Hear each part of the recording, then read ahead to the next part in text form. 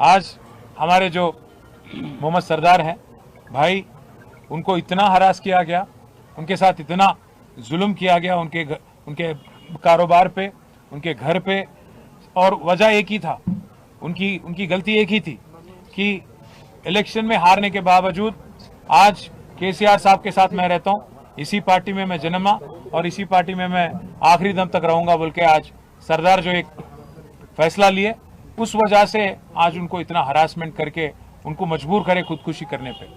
मैं यहाँ के जितने भी अफसर है जीएचएमसी के और बाकी अफसर है, मैं उनसे रिक्वेस्ट भी करना चाहता हूँ, सत्ता सरकार किसी एक का नहीं होता, हमेशा वो तो बदलते रहता। आप गलती मत करो, कांग्रेस वालों के दबाव में आके, कांग्रेस वालों के कोशिशों में आके, आप भी साजिशों में आके आप भी शामिल होके गलती मत करो। अगर गलती करेंगे तो 3 साल बाद फिर केसीआर की हुकूमत आती, केसीआर साहब की सरकार आती। हम लोग अभी हर चीज का हिसाब किताब रख रहे हैं, ये अच्छी बात नहीं है, क्योंकि अगर आप एक बोराबंडा आएंगे आज यहाँ पे कम से कम 100 ऐसे गली दिखेंगे आपको जिसमें आप बता भी नहीं पाएंगे कि कौन सी बिल्डिंग किसकी है और कौन कौन चीज क्या है। यहाँ पे नोटरी प्रॉपर्टीज काफी ज्यादा है। कोशिश हमने की थी नोटरी प्रॉपर्टीज के वास्ते, केसीआर साहब जब थे 1 लाख पट्टा तो हम दे दिए जीओ नंबर 58 के अंडर हैदराबाद में। साथ ही साथ हमने कोशिश शुरू कर दी थी कि धरनी के अंडर ये नोटरी प्रॉपर्टीज को भी रेगुलराइज किया जाए। अगर रेवंत रेड्डी को और कांग्रेस को गरीबों की तरफ उनको अगर कुछ हमदर्दी है, गरीबों के लिए कुछ उनके दिल में जगह है, तो आपको क्या करना चाहिए, ये सारे नोटरी प्रॉपर्टीज को आप रेगुलराइज करो जल्द से जल्द। ये नहीं कर रहे हो आप, उल्टा आप आके ये नोटरी है, ये ऐसा है वैसा है बोल के गरीब जो है, जो 2 लोग 3 लोग 4 लोग उनके फैमिली के साथ एक जगह रह रहे हैं, उसको आप तोड़ने की कोशिश कर रहे हो, उनके पेट पे मारने की कोशिश कर रहे हो। ये बिल्कुल गलत है। मैं कांग्रेस हुकूमत से, खास राहुल गांधी साहब से भी मैं पूछना चाहता हूं, आप बार बार कहते हो मोहब्बत की दुकान, आप कहते हो कि यूपी में बुलडोजर राज चल रहा, यूपी में गरीबों के साथ जुल्म किया जा रहा। आज यहाँ पे तेलंगाना में क्या हो रहा आप देखिए, हाइड्रा के नाम पे आपकी कांग्रेस की हुकूमत क्या कर रही है आप देखिएगा, समझने की कोशिश करिए। हर गरीब के पीछे आपकी हुकूमत यहाँ पे पड़ गई। रेवंत रेड्डी की जो मकान है कोडंगल में, जो रेड्डी कुंटा में है, रेड्डी कुंटा मतलब एक तालाब, उसको कोई नहीं टच करता। उसका भाई तिरुपति रेड्डी का मकान यहाँ पे, वो एक आलीशान बंगला है, मकान नहीं बंगला, आज एफटीएल में है, तालाब में है, उसको कोई नहीं छूता। साथ ही साथ पटनम महेंद्र रेड्डी, पुंगुलेटी श्रीनिवास रेड्डी, इनके पूरे मकान और आलीशान महल तालाब के अंदर है, एफटीएल के अंदर है, उसको भी कोई नहीं छूता। पर आज गरीब जो भी है उसके साथ इतना जुल्म किया जा रहा है। राहुल गांधी साहब, क्या यही है आपकी मोहब्बत की दुकान? आप यहाँ पे तेलंगाना में मोहब्बत की दुकान नहीं चला रहे, नफरत का मकान बना दिया, आप नफरत का दुकान बना दिए तेलंगाना को आपके रेवंत रेड्डी की सदारत में। इसलिए मैं राहुल गांधी से भी कहना चाहता हूं, रेवंत रेड्डी से भी कहना चाहता हूं, गरीबों पे मत निकालो आपका गुस्सा। अगर लड़ाई करनी है, सियासी लड़ाई, हमसे लड़ो। अगर जेल भेजना है, केस बनाना है, तो हम पे बनाओ। खाली पीली सरदार जैसे एक मासूम बच्चे पे जुल्म करके उसको आज खुदकुशी करने पे मजबूर करके आपको क्या मिल रहा? 2 छोटे छोटे बच्चे हैं सरदार के, उन फैमिली को आज मिलने के बाद हम सबके आंखों में आंसू आ गए।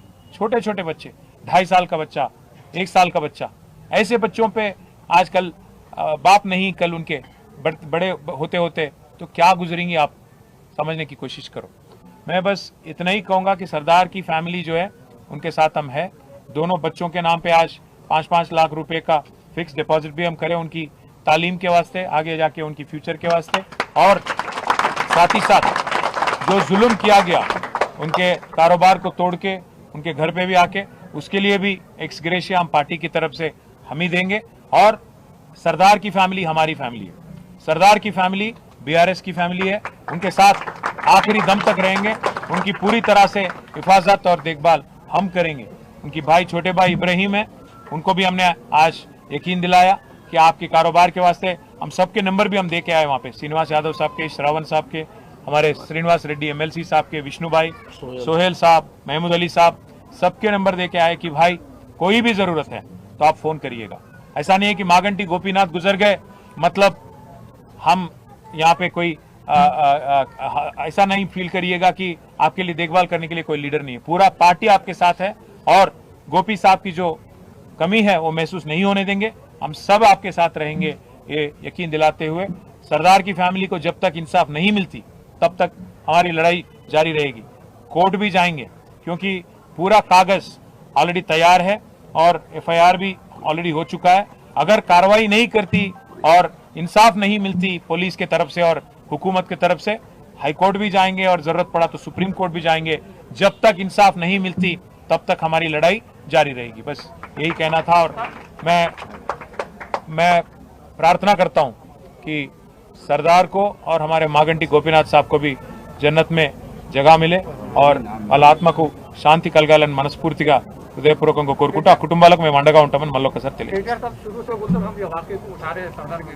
गोपीनाथ साहब जो एमएलए है कि बोरा बंडे में बोलते हो सरदार के जैसे कई आपके बीआरएस के लोगों के घर अभी भी सील है थे, उनके लिए आप हम ऑलरेडी कमिश्नर से बात कर चुके हैं। अभी यहीं से मैं और श्रीनिवास अन्ना बात भी करें कमिश्नर से। मैं बोला भी उनको अगर रेड मार्किंग शुरू हम भी करें तो बहुत नुकसान होती है आपका। बोला मैं क्या बोल तो हर कांग्रेस लीडर, हर बीजेपी लीडर, हर किसी का अगर हम भी मार्किंग शुरू कर दिए, क्योंकि हम कभी भी ऐसे हम देखिए भाई साहब, हम बदलाव की राजनीति करें 10 साल, बदले की राजनीति नहीं करें।